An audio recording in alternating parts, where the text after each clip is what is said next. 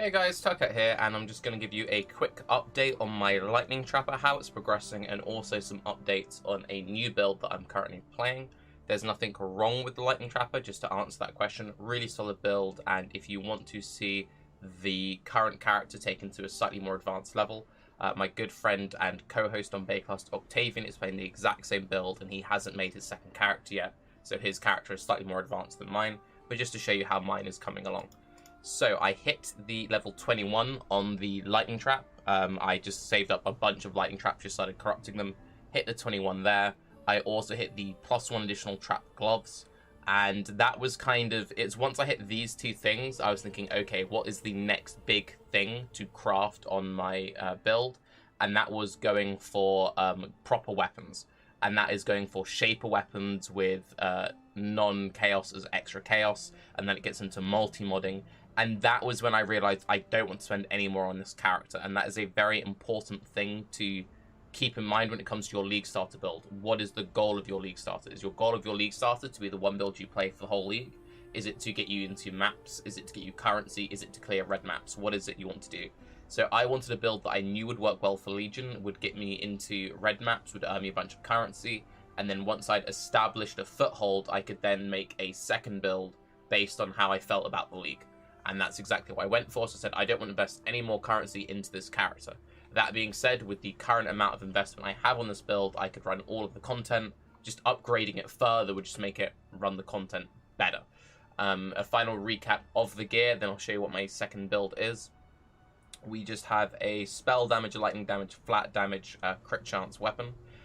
Ideally, if you want more defense, you want a spell damage, crit chance shield. If you want more defense and just a lot more defense, you can do what Octavian is doing and go for a Ounds shield, which gives a bunch of life and 3 max res. Obviously, just going dual weapons or going for a crazy plus levels bow and quiver, it will be the most damage overall. Again, spell damage, crit chance, multi, some flat damage to spells. Tinker Skin, it's a good defensive chest. I just got it because I had a 6-link really easily. If you want more damage, you could use a Shroud of the Lightless. If you want more defense, you can go for a Tinker Skin. If you want even more defense, you could go for like a Lore Weave or a Combs with a bow and staff and all of those kind of options. Malachi's Awakening, now that I've played around with it, do I think it is worth? Yes. Trappers have always been really annoying when it comes to handling mana. Having one item which adds so much damage and solves all of your mana issues is amazing. And again, for anyone who doesn't know, this gives you a free 50% aura. Anyone playing a spellcaster, which doesn't really need to use Herald, so basically trappers, miners, maybe even some damage over time builds potentially. If you only need one 50% aura and you don't want to run a bunch of Heralds, I would strongly, strongly recommend running Malachi's Awakening. Really strong item. And again, the unupgraded version is amazing for leveling because you can equip it. I believe it's like 15. This has an enchant on it, so it requires a much higher level. But you can equip it like 15 or 18. It gives a bunch of strength, which is helpful while leveling. It gives spell damage, lightning damage. If you're a lightning caster, this is a 60% increased damage helmet with strength, a tiny bit of resists. It solves all of your mana issues and gives you a free aura. It is insane for leveling. Definitely use this to level every single spellcaster you play this week. For Amulet, your ideal Amulet is a Shaper Amulet with non-chaos as chaos, and then crit multi, life, and then for suffix, trap throwing speed craft is very important. You can also craft that on your belt if you have an open suffix. I currently don't. For jewelry, you're just going to be going for life and resist. I would recommend going for double coral ring. If you want full damage, double opals would be more. You could also go for like some Shaper or Elder stuff, but it's not that necessary. If you can get chance to dodge attacks or spell dodge boots, would highly recommend. Legion mobs are incredibly, incredibly rippy. And then on gloves, throw additional trap is the main setup. When it came to my support gems, what I settled on, I would highly recommend running an Enduring Cry. Endurance charges are very powerful this league. I feel like a lot of Legion content is physical based. Enduring Cry is really smooth to play with trappers because of the way that trappers work. So you throw the trap, and then you have the time it takes for the trap to hit the floor and then arm. You can very easily find a pack of mobs, throw it, and... Oh, the animation cancelling bug. Right, okay. But yeah, there's a weird bug that got added in the last patch, but you can see you can very easily throw Warcry and you're alright. So I would highly recommend Enduring Cry. Flame Dash or Dash, very strong. Oh god, the new bug is really weird with animation cancelling. Phase Run, Valright's Fire, Steel Skin. I love Steel Skin. You can also run an Immortal Call. And obviously Lightning Trap. I like using a Portal Gem. If you don't want to use a Portal Gem, you can use a Bear Trap for additional damage. Or you could use a Decoy Totem for additional defense. But that is that character in a nutshell. I'll now show you the next build that I'm currently playing. And that is a bow-based Gladiator. So, I came up with this really cool skill tree. Ignore this bit, okay. So I came up with a really cool Scourge Arrow skill tree. I'd never really played a Scourge Arrow build, and Scourge Arrow got buffed in the last patch. There's a few new clusters on the skill tree that I really like, just because they're fun clusters. So this gives you movement speed, cooldown recovery with movement skills. I love Dash. I praised Dash so much when I first played it. This cluster is very interesting. So for 3 points, you get 5% reduced LE damage taken. That's the equivalent of max res. It also gives you chance to avoid ailments. As I said, you can, with 100% chance to avoid ailments, you are status ailment immune. These minor nodes also give chance to avoid fire, chance to avoid lightning, chance to avoid cold. Basically, think of it as like 5% cold dodge. This is a very, very efficient cluster. It's like probably one of the most broken defensive clusters on the skill tree. It's just in a really awkward spot. Not many builds can route that way, but if you can get it, great. So cooldown recovery makes you dash more. This is good defense. You'd fill the whole thing out. This 4-point claw cluster is very strong as well. So what this does is you go, okay, claws, that's terrible.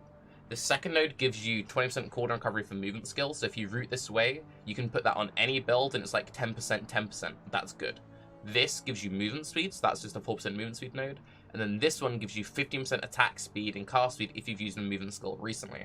So if you're any build which wants attack speed or cast speed, and you're in this part of the skill tree, this is actually a very efficient 4-pointer. So it's like 10% movement, 10% movement, 4% movement speed, 15% attack and cast speed. Very, very strong.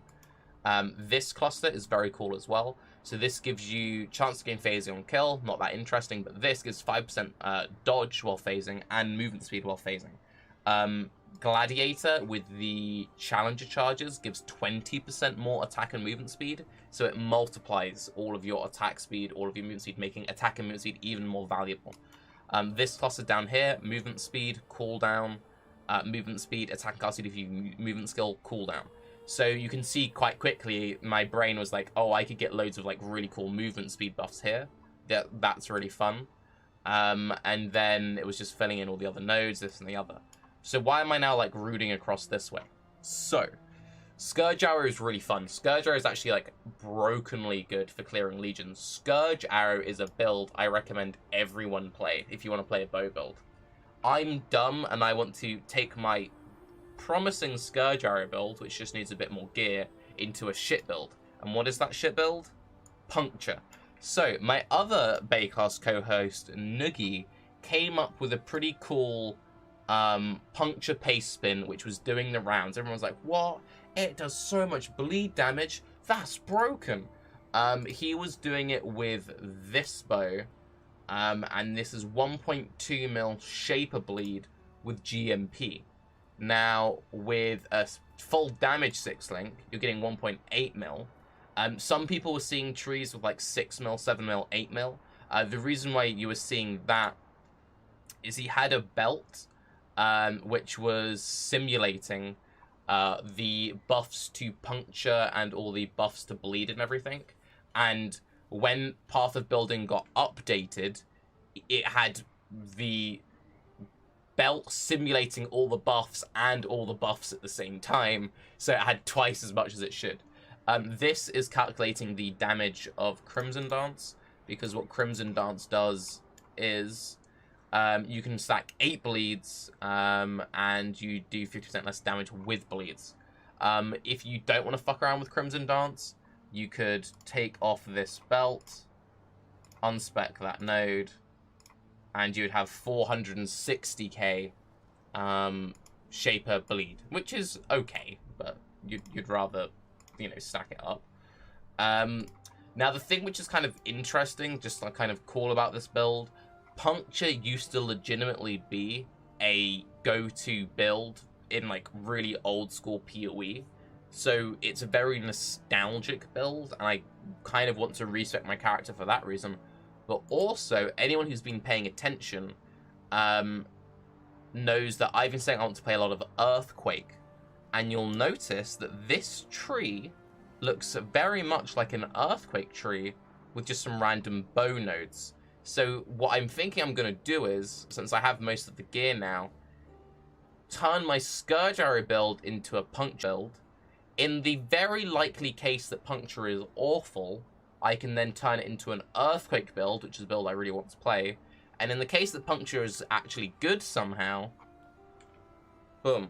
Now, a few little caveats. Gladiator is amazing because of Arena Challenger and Outmatch and Outlast. These are very good nodes. Gratuitous Violence is a very good node, but Gratuitous Violence has a slight glaring problem at the moment. Legion mobs. Legion mobs don't explode. They don't leave a corpse. And it's weird shenanigans. So you're like, okay, but why does Essence Rain Contagion work, but Gratuitous Violence doesn't work? So Essence Rain Contagion requires a kill. It doesn't require a corpse for Contagion to spread. Bleed explosions require you to kill the enemy and for them to detonate the corpse. So they could change how it's coded to make it work, because I believe you can breach mobs don't leave corpses and those explode with Gratuitous Violence. So there is like a history of it working. But yeah, because of that, it makes these points feel a bit shitty, but these points are really good. And you could always do like block bow beams, but these are also good because this gives a bunch more damage with bleeding, which obviously if you're doing Puncture stuff, you want damage with bleeding. Now, the only thing which actually makes me worried about Puncture, because you can realistically do good damage with Puncture, like this is more damage than I was using on my Course to carry builds to farm Uber Elder and stuff. The clear speed is the one thing. So you can't use Mirage, well, you can use Mirage Archer, but then you're losing DPS links. You don't have the bleed explosions for Legion. Now, you do have GMP, and you could run a Dying Sun, so then you're at like 7 projectiles, maybe a plus projectile quiver, that's like 8 projectiles. With enough attack speed, that could feel pretty smooth. You then need a bunch of Pierce, so then how are you getting the Pierce? You can get Pierce on quivers, but if you're getting Pierce on a quiver, then you're not getting plus arrows on a quiver. You can craft +1 Pierce on helms and gloves through Syndicate. You can use an Essence to get 3 Pierce on a quiver, and there's also a Talisman with Pierce. So you have a few options, but you need to think about how you're fitting Pierce into the build. But I think, very thinky, I think this could actually be a really fun and a really cool build. It just might feel a bit oomph for Legion. Saying that, this will still clear Legion 90% better than most melee builds because it's a range build with a lot of attack speed. So it'll be fine. As for the setup, like how it functions, so Puncture gains plus physical with levels now, so you want as much plus levels to Puncture as you can.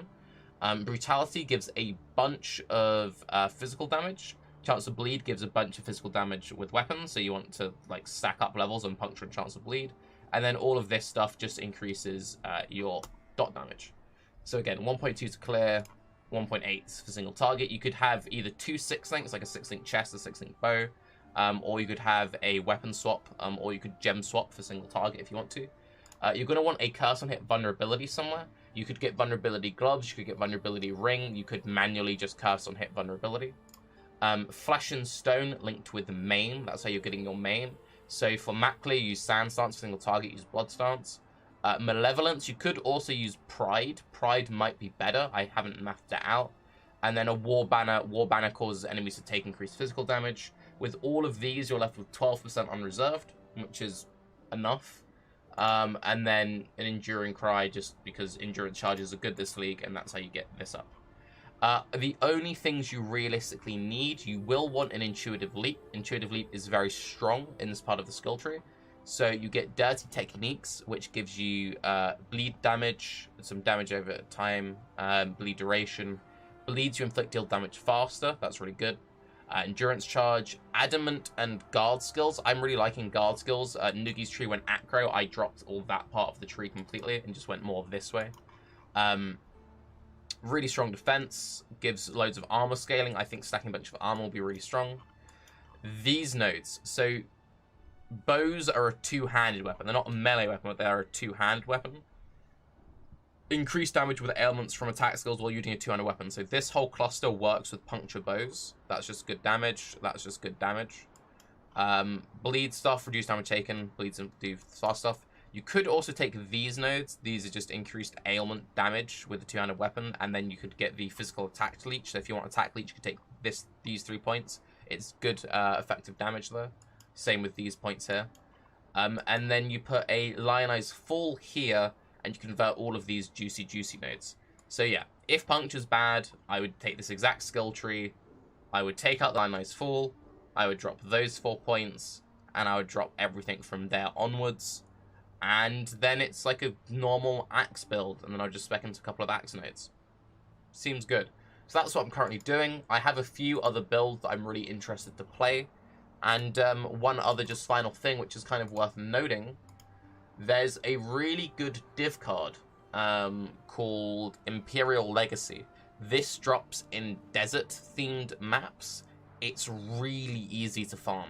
So it gives you a eye level 100 6-link Imperial bow, meaning you can scour Chancer into a Lionized Glare or a Wind Ripper, or you can use it to craft bad puncture bows. This is a bad puncture bow I've crafted, and just to show you what my damage would look like with my current bad bow, I'm trying to craft a better one, I would have 930k shape damage, which is pretty good, and that's not using any helm enchants or anything fancy.